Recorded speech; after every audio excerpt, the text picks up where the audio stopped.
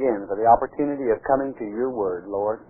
Father, we just ask your blessings and knowledge and wisdom from it, and understanding, Father, like never before on this day, this Passover. We ask it in the precious name of Yeshua Messiah, Jesus Christ. Amen. Beloved, again, I have to start this by sharing a personal experience. I used to be very uncomfortable in doing this, but we've come to that place in the road where it's necessary. You all know that on December the 2nd, 1980, that I was taken to, or most of you do at least, I was taken to the third heaven. I would have nothing to gain by saying this, else it were true and a fact. All right? And two men approached me there. I thought at first I had died.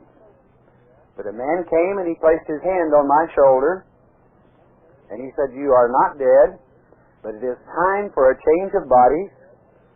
Count this day, for from this day upward nothing shall ever be the same."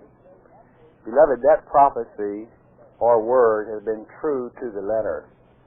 For from December 1980, December the 2nd, that is, nothing has ever been the same. This ministry has exploded. We are now broadcasting 2 times daily to 1/3 of the earth's surface.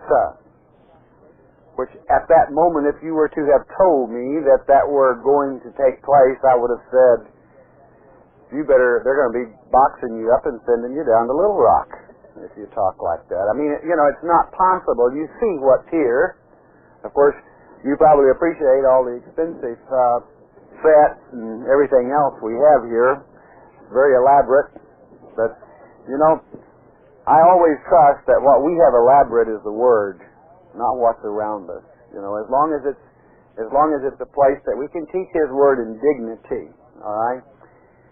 But I was taken to that place where that statement was made.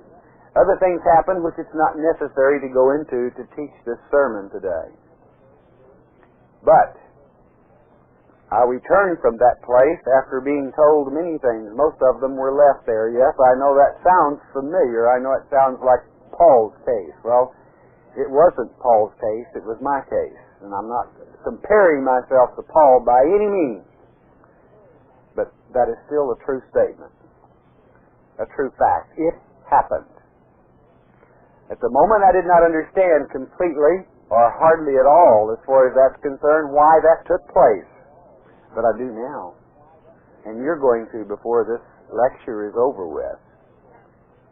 Because you see, on coming back, we were teaching in the Minor Prophets. Nothing is, it's planned. You know how we teach. 3 weeks later, I came to that scripture where those words were stated. We'll be reading them later. On the 9th month and the 24th day of the 2nd year of Darius, mark this day, for this day forward nothing shall ever be the same. And it zeroed our time, because you see, beloved, I began to tremble when I read that, because it came to my mind in the Hebrew that December the 2nd was the 24th day of the 9th month on the Hebrew calendar. And on verifying it, then the Spirit came into the room I was in, and it felt like I wasn't, but it felt like everything was floating. The presence was so strong to let me know that I had made the correct association with the Word, that it had to do with us. So you see, if December the 2nd, 1980, was the 2nd year of Darius, the 9th month and the 24th day, then this February, the 24th, was the 6th year of Darius, the 3rd day and the 12th month, or the last month on the Hebrew calendar, meaning what? Go with me to Ezra chapter 6. I want to give you a moment to get there. Ezra chapter 6.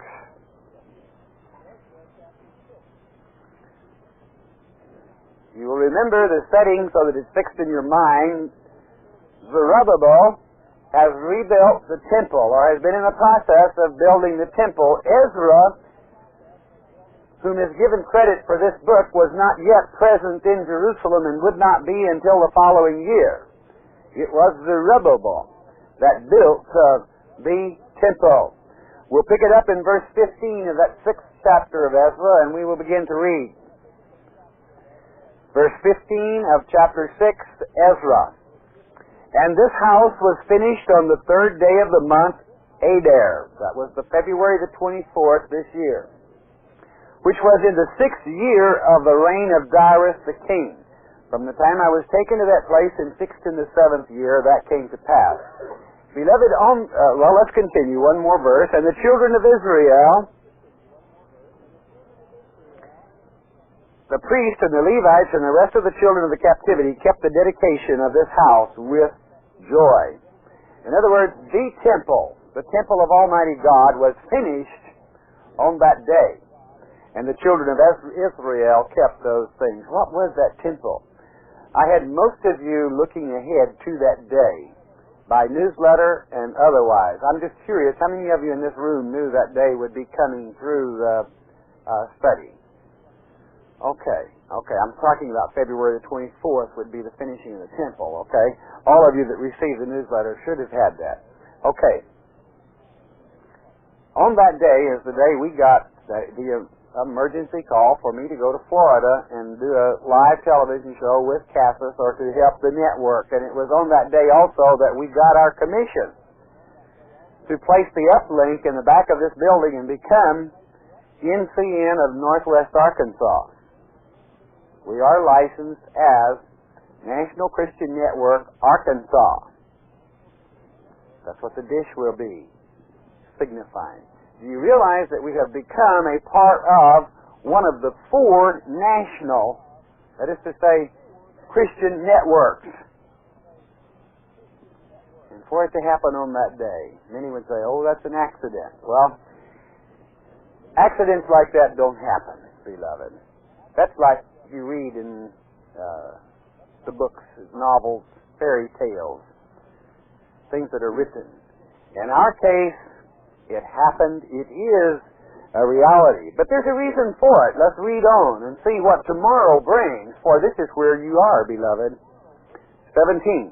And he offered at the dedication of this house of God 100 bullocks, 200 rams, 400 lambs, and for a sin offering for all Israel 12 he-goats, according to the number of the tribes of Israel. There was a solemn assembly held in this building that day.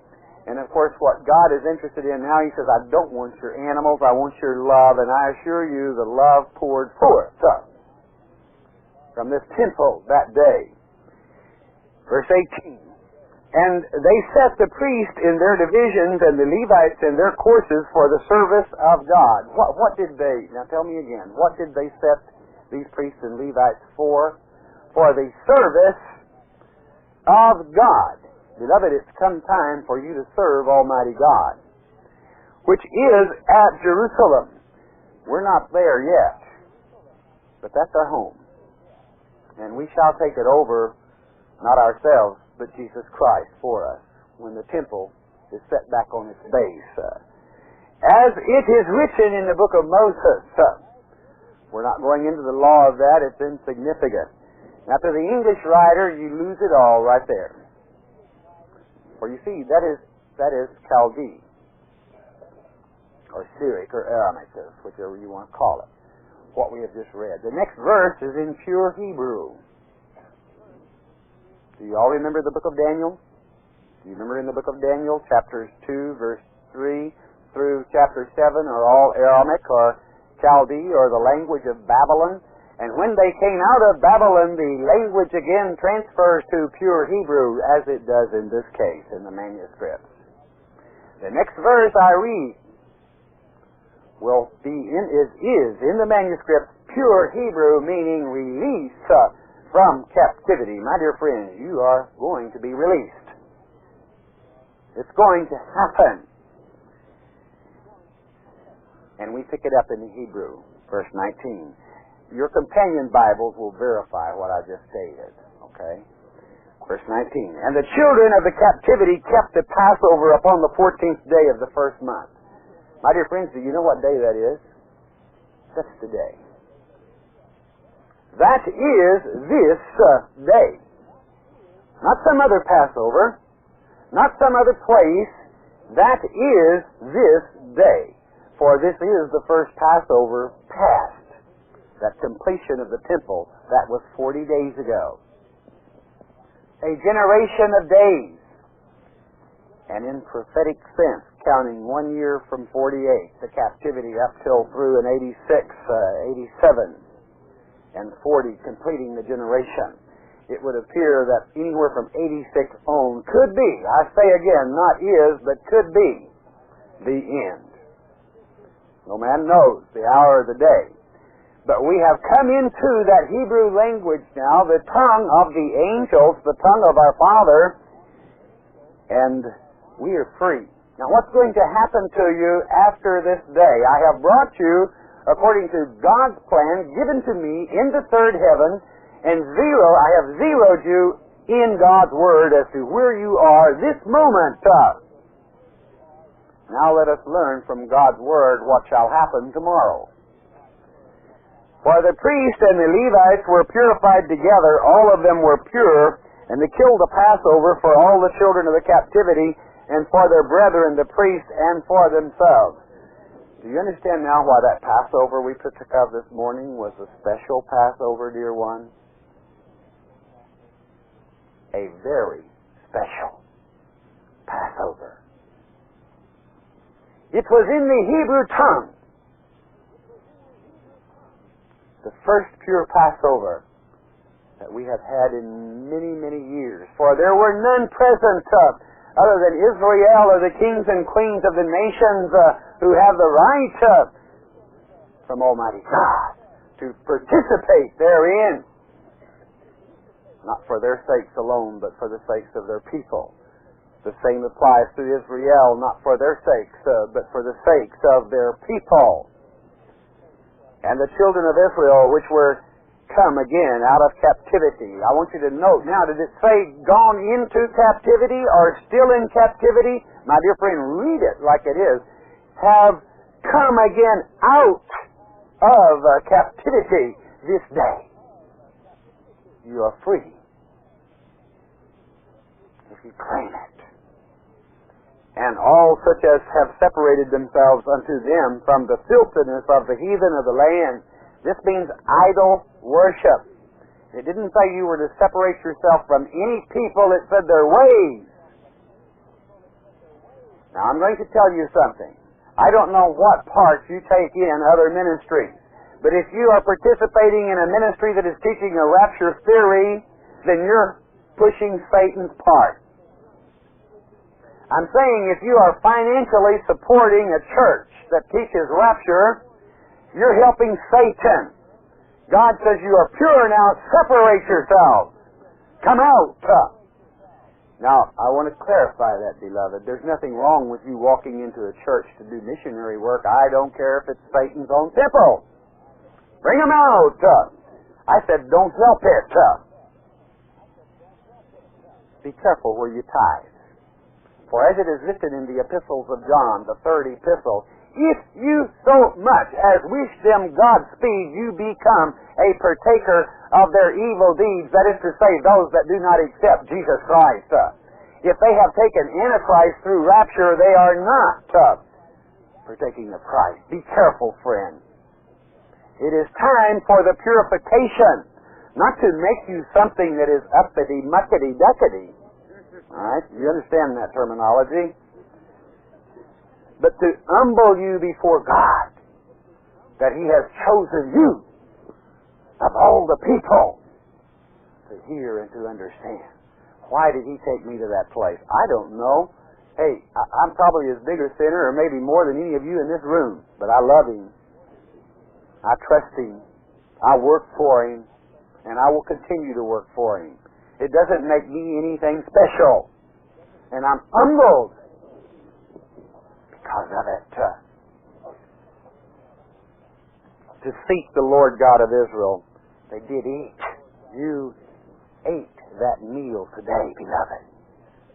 You partook of it. How beautiful.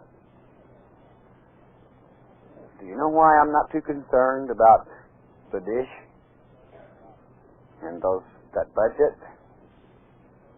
I believe God. Listen to the next verse. And kept the feast of unleavened bread 7 days. That's that last 7 years we were speaking of that I talked to you about last night. With joy. I don't care if Antichrist comes, let it be a joy to you. It means we're that much closer. We're one day nearer to the finish. For the Lord hath made them joyful. You better be joyful, beloved. And turned the heart of the king of Assyria unto them. Yes, even your enemies are going to start helping to strengthen their hands in the work of the house of God, in the works of your own house, in the works of your own work, in the work of the house of God. That's why I'm not too worried about that dish being a burden to us. I believe God's Word.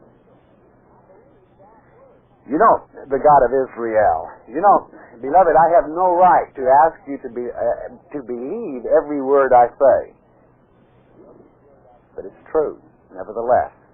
And as sure as I told you February the 24th would be a special day, I tell you this is a special day, and you will see that come to pass also. What a remarkable time that we live in. How wonderful. How wonderful. Okay, chapter 7, and Ezra comes on the scene.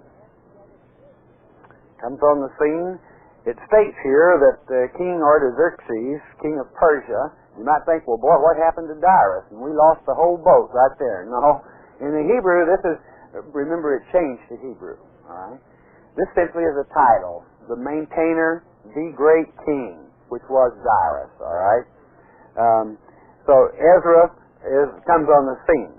And I'll tell you what let's do. Let's jump down, if we may, to verse 6 of that chapter. This Ezra went up from Babylon. Incidentally, what is a temple for? After it's finished, what is it for? It's to worship, but basically to teach from.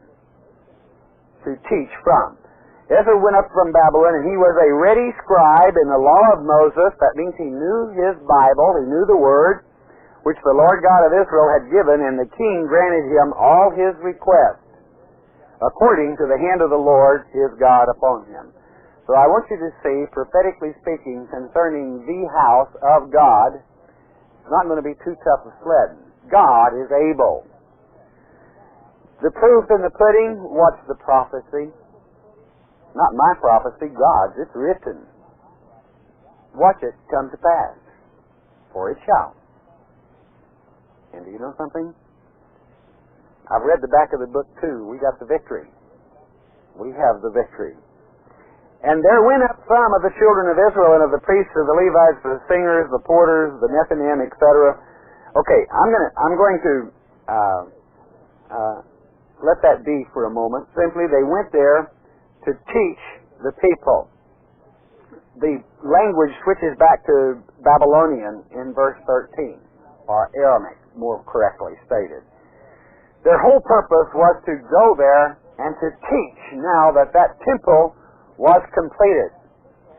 But I want to draw nearer back to that day. I want to draw nearer back in this plan as it applies to you. What I'm saying is I want you to see what's in it for you, because that's what you should be interested in. The temple's completed. The Passover has been served.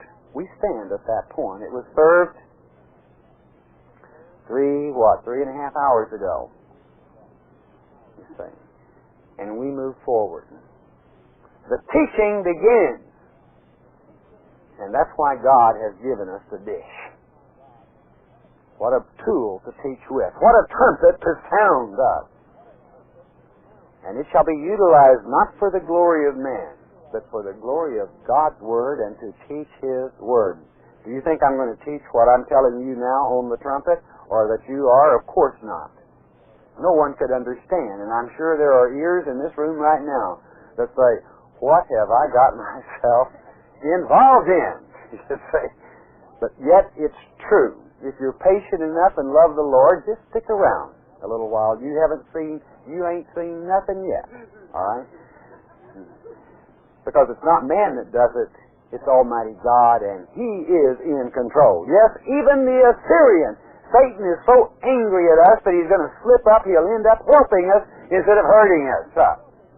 We're on our way because God is in control.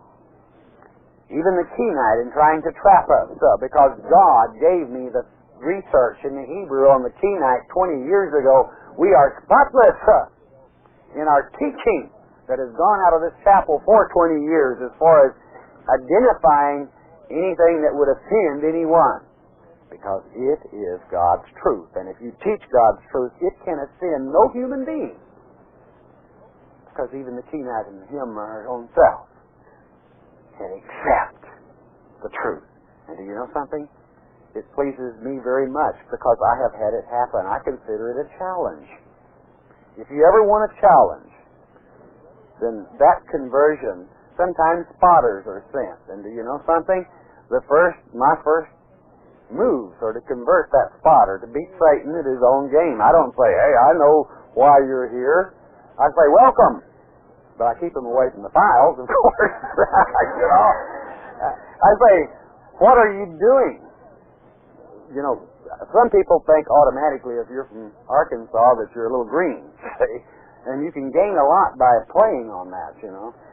You play the dumb old country boy and you get more information out of a spotter than you could have gotten 10 years doing other research, okay? So you play it cool, see?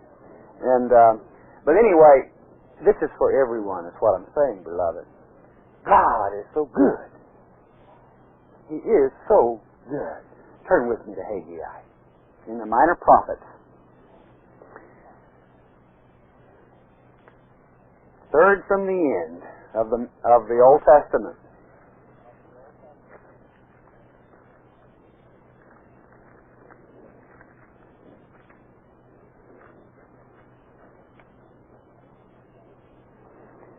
You'll have to excuse me for using notes this afternoon. My mind's not working like it usually does with the speed I like for it, so I'm afraid of making a mistake. So I'm just hanging. Chapter 2, let's pick it up with verse 18. Haggai was a great helper. Had we started reading a few verses earlier in the book we just parted from, which was Ezra, we would have found Haggai mentioned there along with Zechariah, that is to say the chapter and book that follows Haggai. But Haggai was there when that temple was built. But listen closely to the words we're about to read. You have heard them in this chapel already in this lecture. Consider now. This means in Hebrew you stop and think. From this day and upward. You remember those words? Those are the words that the man said when he placed his hand on my shoulder. For from the 24th day of the 9th month, even from the day that the foundation of the Lord's temple was laid, consider it. Do you know what happened there on that December the 2nd? We just read it. The foundation of the temple was laid when I was taken to that place. Now, please excuse the I, because when I say I, it's we. We are one body. And you were there with me. Now, understand what I mean. I know I don't want to put some mystic, work this into a mystic terminology. What I'm saying, we are one in the Spirit, in Christ. All right? Now, if you drop back to verse 10, you find out the words that were actually said to me. In the 4th and 20th day of the 9th month of the 2nd year of Darius came the word of the Lord of Haggai the prophet, saying, Thus saith the Lord of hosts, we got it right there, okay? That has to do with cleansing the temple, purifying it. Okay, but the foundation was laid on December the 2nd, 1980, and it was completed on February the 24th, 1985. By God's calendar, not ours. Look at the question in 19. Is the seed yet in the barn? Question. Now, you farm people can back me up on this. What do you keep in the barn if it's to store it for use? It's feed. You feed with it. Or either it is feed for sale. That is to say, grain for seed grain. Seed is something you plant. If your seed is in the barn, what does it mean? It means you haven't planted it.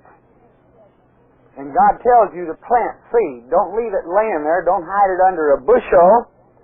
Well, bless your hearts, that's one thing we have done for nearly 35 years.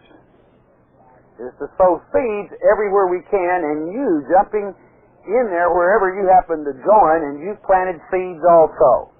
Our seed is not in the barn.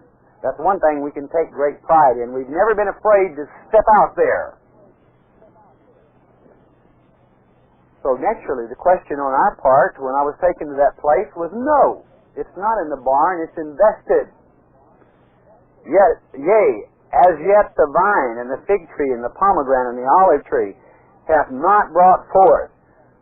He said, if it's planted, this is my condition. From this day will I bless you. He's talking to you, beloved, not me.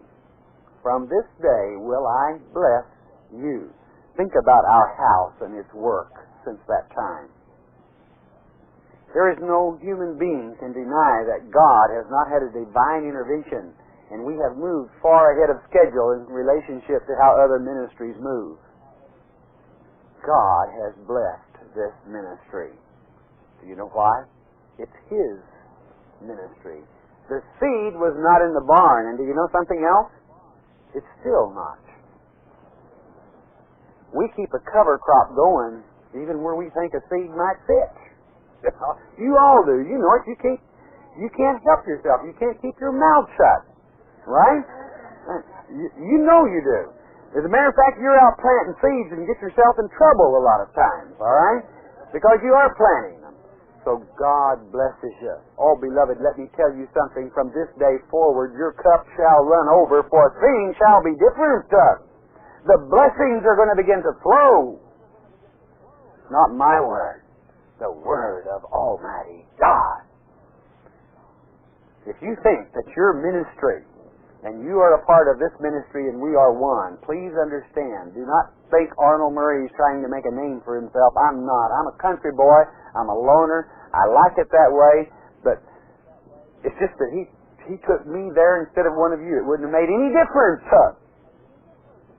Verse 20. And again the word of the Lord came unto Haggai in the 4th and 20th day of the month, saying, note, this is the same day, the self-same day that we mentioned a moment ago, December the 2nd, 1980. Speak to Zerubbabel, governor of Judah, saying, I will shake the heavens and the earth, meaning it's not long until my anger is going to come forth on the earth. Now wait a minute. What does Zerubbabel mean in the Hebrew tongue? If you don't understand that, you're not understanding why he's calling this one that was taken to that place. Born in Babel, but coming out of Babel. Were we not born in Babylon? Did you know the truth when you were born? Did you go to Sunday school a few years and hear them sing, pie in the sky, by and by is my...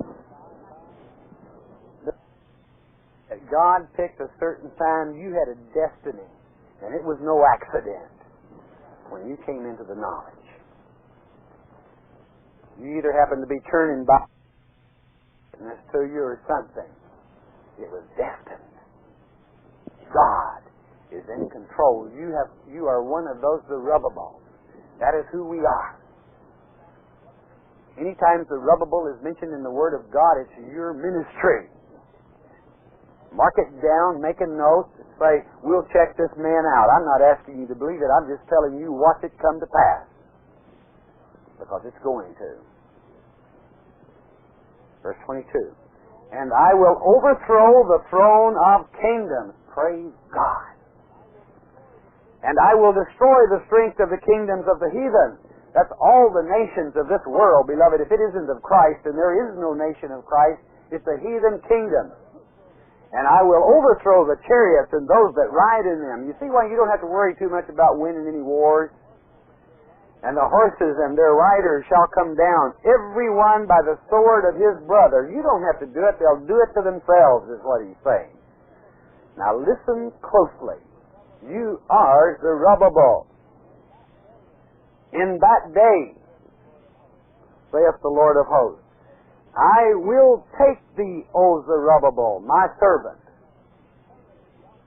the son of Shealtiel, saith the Lord, and will make thee as a signet. Now hold it right there. You deeper scholars know that in Jeremiah, he just took the signet away from Jeconiah, king of Judah. Remember? He said, from now on, you're going to be called just plain old Coniah. What is a ring? I mean, what is a signet? Blew that, didn't it? It's a ring, of course.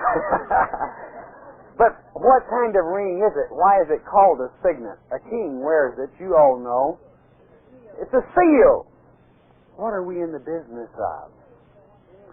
Sealing the 144,000. That is the duty of Zerubbabel and the ministry of Zerubbabel. Now you might say, well, hey, does that mean we're going to put we're going to take that sign down out there, Shepherd's Chapel, we're going to put up there, Zerubbabel? No way. You know what I'm talking about. It's a type. It's a type.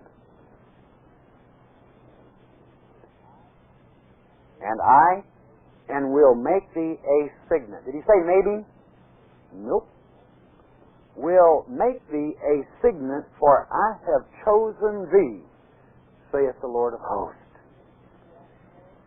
Did you ask for it? I didn't. We're not going to argue with him. We're going to continue sealing people with the truth of what Satan's going to attempt to this world. You see, again, I caution you, God chose us. Hey, He chose us before the foundations of the earth. There's no big deal in that if you think it makes you special. All right, now what I'm cautioning you about is let's not get all blowing and puffed out of proportion. And I'll come along with a pen and let some air out here. All right, let's keep it on the ground. Let's keep ourselves humble before Almighty God. He has chosen you to help the people, to take that signet, that ring, and seal in the foreheads of our people with the truth, those that will hear. Beloved, I must tell you that God spoke to me again about a month ago. And I was praying whether we were doing right or not. Some of you may say, well, boy, he sees a lot of things. No, you know, I don't ask too often. But I'm a little bit like old Gideon, all right? I said, Lord, this television thing, I don't want people to think this is me wanting Arnold Murray's picture, because he's not all that hot stuff, see, on there. If this is not for you, let's cut it. All right? I just don't. We're getting we're spending a lot of your money. We spent $160,000 of God's money last year. And bless your hearts, because we have no paid employees. You know what? That reached a lot of people. It reached some of you that are in this room right now. And I said, I just want to know we're right. I want it to please you. And you know something? I saw a man speaking on television. And a man then listening, and he was nodding. It was obvious. And then it focused on his ear. He was hearing. Then the camera skipped over several people. And it came in on another man or a woman. And they were nodding. Yes, I see. And then it skipped others and another. I got some bad news for you. It didn't get too many of them. It just got a few. But you see what God gave us? We're doing what He wants us to do. Okay? Now, that may not help you much, but boy, that helps me a bunch. You know, it really does. You know, when you have to make decisions like we're making today, and it's well, praise the Lord. I'm sorry. I don't want you to think I'm overburdened. I'm not. I can cut it. I just want to know I'm pleasing. That's what I was asking. You know what I mean? You know where I'm coming from? I'll do anything if I know it pleases Him. See? So, it is different. It's going to stay different. Well, Zechariah follows Haggai. And old Zerubbabel, you're going to hear a lot about Zerubbabel before this day's over, and if you don't know by now why, well, then you've missed the whole thing. We're going to go to Zerubbabel again, because I want you to know what's going to happen to you. God is good to us. This is a special day. Turn with me to the 8th chapter of Zechariah. You're all familiar with it. I just told you we're going to tie together some loose ends, all right? I'm not going to keep you too awful long this afternoon. I'm going to give you a little rest. But we're going to have a little ways to go. I better not make any promises. Are y'all doing all right? Everybody okay? All right. Okay, verse 9 of the 8th chapter of Zechariah. Now, beloved, this is important to you. It's very important. Thus saith the Lord of hosts, let your hands be strong. Now, did he say just flop them around here? No, he said, let your hands be strong means be sure of what you're doing. Ye that hear in these days. Beloved, you're hearing. And I just witnessed to you a very recent message that he gave. What I wanted you to make a note of is you see how far apart those things were. God does. I don't want you to get the wrong impression that he does this every day. Many of you speak with him. You know what I'm talking about in one way or the other. Sometimes a small voice. You have a destiny. All right? You that hear in these days these words by the mouth of the prophets. Not my mouth and not yours, beloved, but the mouth of these prophets. Haggai, Zechariah, Ezra, Zerubbabel, which were in the days that the foundation of the house of the Lord of hosts was laid, that the temple might be built. What are we talking about again? That were there when the foundation was laid, that the temple might be built. What day was the foundation laid on? To you, December the 2nd, 1980, back from Haggai. We're talking about the same thing. From the day that that temple foundation was laying. All right? Verse 10, continuing. Incidentally, for those of you that are not deep scholars, you would know also that Zechariah was present there with Haggai back in Ezra. Had we read the prior verse, and probably I should have, you might make a note of it, to lock in what we're talking about and strengthen this case. Okay? For before these days there was no hire for man. You couldn't hire a good man to teach God's Word. You know why? Nobody wanted to hear it. They weren't popular. Nor any hire for beast, neither was there any peace to him that went out or came in because of the affliction. For I set all men, every one, against his neighbor. Have you ever gone over to a neighbor and tried to really lay the truth on him? And he'd say, man, what's wrong with you? You've been visiting the wrong people? He said, well, I've just been reading God's Word. He might tell you, well, come on to church with me and leave that Word alone. Okay? In other words, do you see yourself in that? Do you see how it's been up to this point? What I mean, when you try to really give an in-depth teaching. Verse 11. But, now I'm going to tell you something. If you disagree with that and you've been welcomed everywhere and everything, maybe you better let me give you some special lessons or something. Maybe you're missing a point somewhere. Either that or we need you up here. Okay, verse 11. But now I will not be unto the residue of this people as in the former days, saith the Lord of hosts. It's going to be different. You know what the residue is. That's the elect and those that are involved therein. God says, I'm going to be different from this point forward. For the seed. That should trick your little minds right up. I'm sorry, your minds.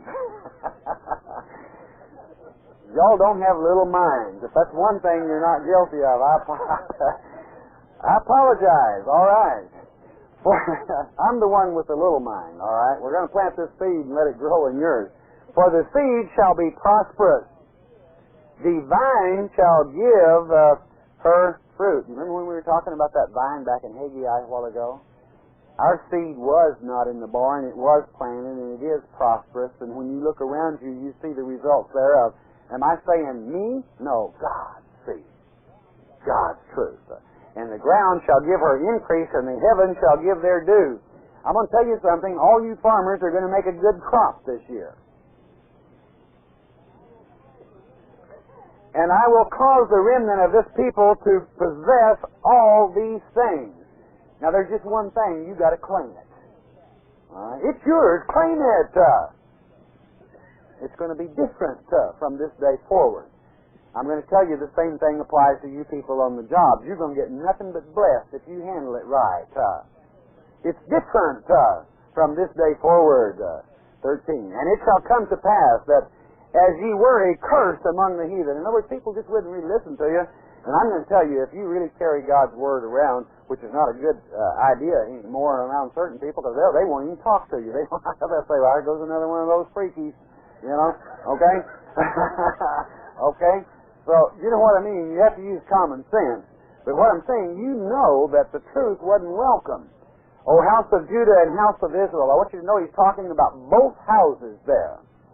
So will I save you, and you shall be a blessing. Fear not, but let your hands rather, be strong. Oh, bless your heart. I tell you what, my cup runs over. I hope yours does too when you read these blessings that God makes of it. This is a special day. Claim it. Let your hands be strong. Use common sense. You're students in God's Word. Now is the time to practice it like never before. 14. For thus saith the Lord of hosts, as I thought to punish you when your fathers provoked me to wrath, saith the Lord of hosts, that I repented not. When I repented not, I sent them into Egypt, and I've scattered the rest of you all over America and Europe and throughout the world. I brought about World War II, roughed you up pretty good. Verse 15, so again have I thought in these days to do well unto Jerusalem and to the house of Judah. Fear ye not. You don't have to be afraid, beloved. You don't have to be afraid. What are you supposed to do? Now, these verses are extremely important, beloved. You won't become half as frustrated if you'll remember these. Make notes where you can find them. 13, these are the things that ye shall do. How much clearer can he make it for you? Anyone can understand that. These are the things that ye shall do. Speak ye every man the truth to his neighbor. That shouldn't get you in trouble. Execute the judgment of truth and peace in your gate. Always be fair. That means in the parts you control, the shutting and the opening thereof, whether it's a business field or whatever. Be fair. You don't have to worry. You can afford to be fair. And let none of you imagine evil in your hearts against his neighbor, and love no false oath. Don't you have anything to do with anything false. God is watching you. Don't try to con him. You cannot con the Holy Spirit. You will remember in the book of Acts, he killed a man and woman because they tried to put it over on the Holy Spirit. Don't try it. It serves no purpose. For all these are things that I hate, saith the Lord. Verse 18. I'm going to move right on along. And the word of the... is everybody doing okay? Okay. And the word of the Lord of hosts came unto me, saying, 19, thus saith, this is a little change of thought here. And thus saith the Lord of hosts, the fast of the 4th month, and the fast of the 4th month, I'll explain these, I know most of you know, was when the city was broken up in Jeremiah 52, verses 6 and 7. The fast, now notice these are not feasts, they're fast. The fast of the 5th month, was when the temple and the house were burnt in Jeremiah 52, verses 12 through 13. The fast of the 7th month was when Gedaliah was slain by Ishmael. Do you know something, beloved? How many of you remember 2 years ago when we were watching that fast of the 7th month where Ishmael slew Gedaliah and several men? That was the same day that the 2 PLO camps the slaughter took place. Ishmael, Gedaliah. God's little way of saying, hey, are you awake down there?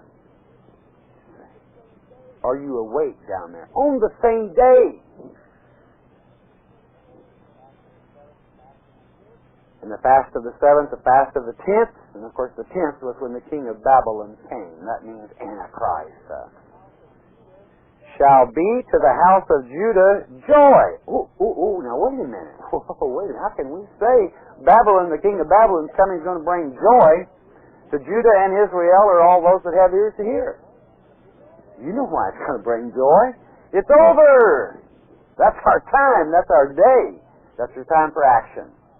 That's your time for witness. That you do not premeditate what you will say beforehand, as it is written in Matthew 24.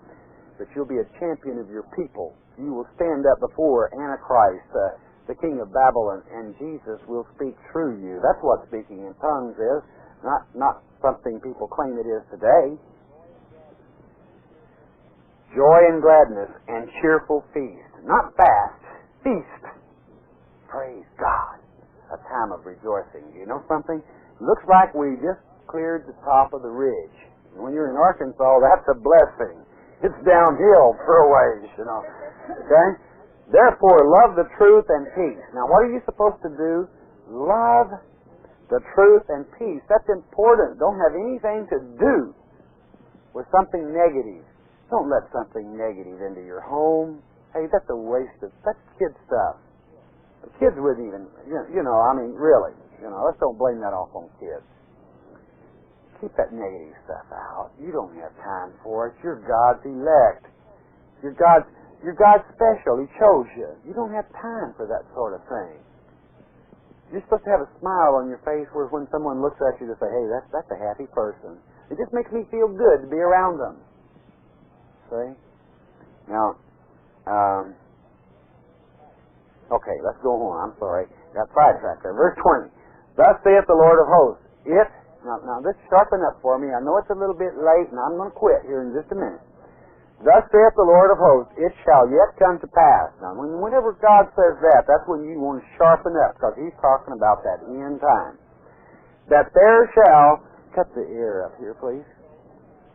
That there shall come people and the inhabitants of many cities. Verse 21. And the inhabitants of one city shall go to another city, saying. Now, you all should know what is it they're saying? Now, you concentrate for me. Let us go speedily to pray before the Lord, and to seek the Lord of hosts. I will go also. Now listen, number one, what is indicated is the mobs are going to do this, the masses. When is it written in God's Word that the masses are going to run around from city to city hunting God? I know where it's written they're going to hunt Satan, but not God. Now that should have you on alert, all right? What was the fast? The fast of the 10th month? It was the king of Babylon showing up, which is Antichrist. So you better be ready for what Lord it is they're hunting, all right? Yea, many people and strong nations shall come to seek the Lord of hosts in Jerusalem. Where? The Lord of hosts in Jerusalem, and to pray before the Lord. Does Paul not say in 2 Thessalonians chapter 2 that Antichrist will appear in Jerusalem in the temple before the Lord returns there? Of course it does. We're talking here about apostasy, deception. 23, thus saith the Lord of hosts, in those days it shall come to pass that 10 men, boy, we just about put the signet to it that time, didn't we?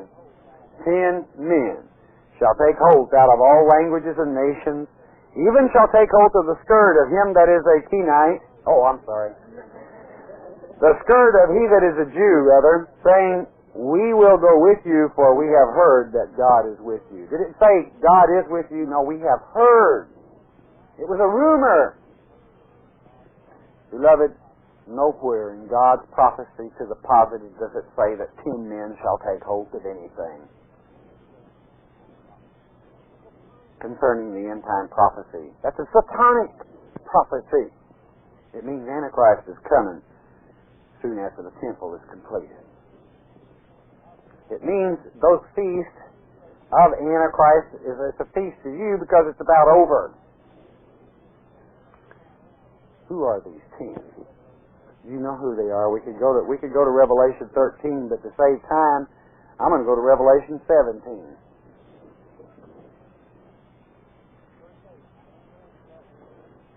Verse 8. I'm going to go ahead and start reading. The beast that thou sawest, this is old Daniel showing that great harlot, where they were running around and rushing to worship God in Jerusalem, was and is not and shall ascend out of the bottomless pit and go into perdition. Now you know we're talking about that son of perdition spoken of by Paul in 2 Thessalonians. And they that dwell on the earth shall wonder, whose names are not written in the book of life from the foundation of the world, meaning those that are not God's elect or the kings and queens that have their ears open whereby they can hear this prophecy before the foundations of the earth. We're not talking to any Johnny-come-latelys. This is a thing of old in the world age, at Satan's first rebellion. When they behold the beast which was and is not and yet is. And here is the mind which has wisdom. This means you're supposed to sharpen up for him, okay? Wisdom. These 7 heads are 7 mountains. That simply means 7 7 nations or continents, whichever you prefer, on which the woman sitteth. The woman is those nations running around saying, we hear God is with you.